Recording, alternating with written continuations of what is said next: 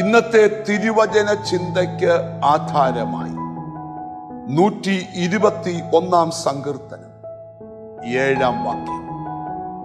യഹോവ ഒരു ദോഷവും തട്ടാതെ വണ്ണം നിന്നെ പരിപാലിക്കും, അവൻ നിന്റെ പ്രാണനെ പരിപാലിക്കും.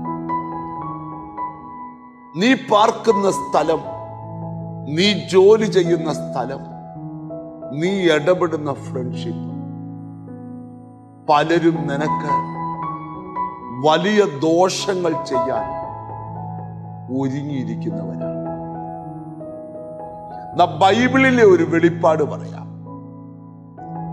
യോസഫ് ഒരിക്കൽ സഹോദരന്മാരെ വിളിച്ചടുക്ക നിർത്തിയിട്ട് പറഞ്ഞു, നിങ്ങൾ എനിക്ക് ദോഷം ചെയ്തു.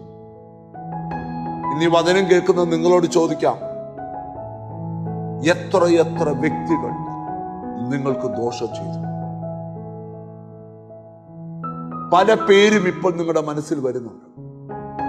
പക്ഷെ ആര് ദോഷം ചെയ്താലും പത്രോസിന്റെ ലേഖനത്തിലുണ്ട്, ദോഷത്തിന് പകരം നാം ദോഷം ചെയ്യരുത്. ഒരാൾ നിനക്ക് ദോഷം ചെയ്താൽ നീ തിരിച്ചു ദോഷം ചെയ്യരുത്. കാരണം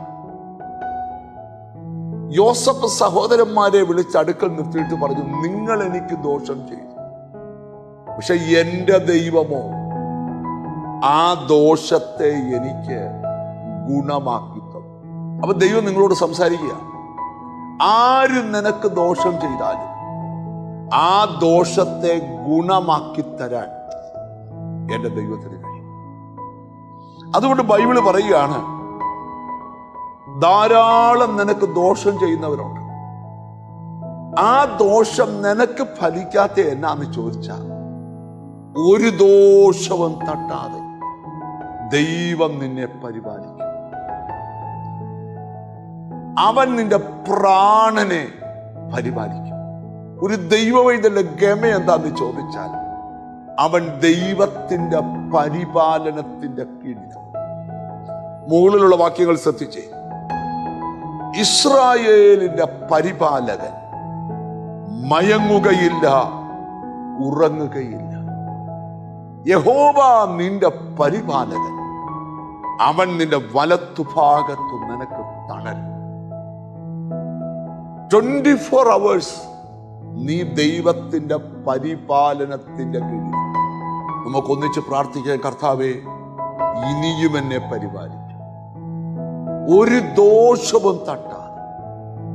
കണ്ണുകളെ അടച്ച് പ്രാർത്ഥിക്കാം. കാരുണ്യവാനായ ദൈവമേ, സ്വർഗസ്ഥ പിതാവേ, എന്നോട് ചേർന്ന് പ്രാർത്ഥിക്കുന്ന മക്കൾക്ക് വേണ്ടി പ്രാർത്ഥിക്കും.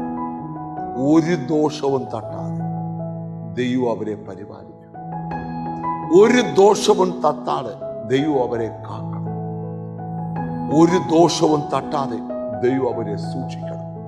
എന്നോട് ചേർന്ന് പ്രാർത്ഥിക്കുന്ന മക്കളെ നിന്റെ നാമം ചൊല്ലി പിതാവിൻ്റെയും പുത്രന്റെയും പരിശുദ്ധാത്മാവിൻ്റെയും നാമത്തിൽ അനുഗ്രഹിച്ച് പ്രാർത്ഥിക്കും.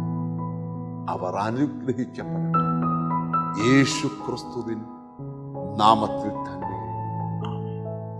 നിശ്ചയമായി ഒരു ദോഷവും തട്ടാതെ ദൈവം നിന്നെ പരിപാലിക്കും. God bless you.